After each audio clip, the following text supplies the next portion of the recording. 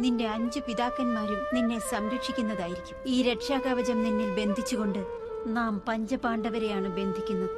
നിന്റെ സംരക്ഷണത്തിന്റെ ഉത്തരവാദിത്വം ഇനി മുതൽ ഇവരുടേതാണ്.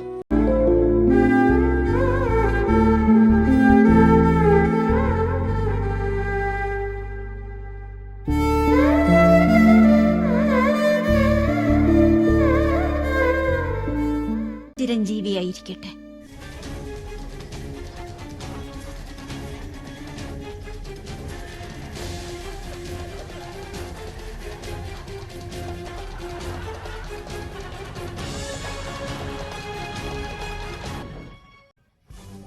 അവിടുന്ന് ചിന്തിതയാകാതിരുന്നാലും മാധവ്,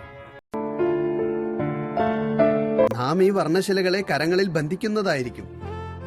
മാതാവിന്റെ സംരക്ഷണം ലഭിക്കുകയാണെങ്കിൽ പിന്നെ ത്രൻ ഒരിക്കലും പരാജയം സംഭവിക്കുകയില്ല. നാം അനുഗ്രഹീതനാണ്. നമുക്കൊന്നിനു പകരം 2 മാതാക്കളുണ്ടല്ലോ.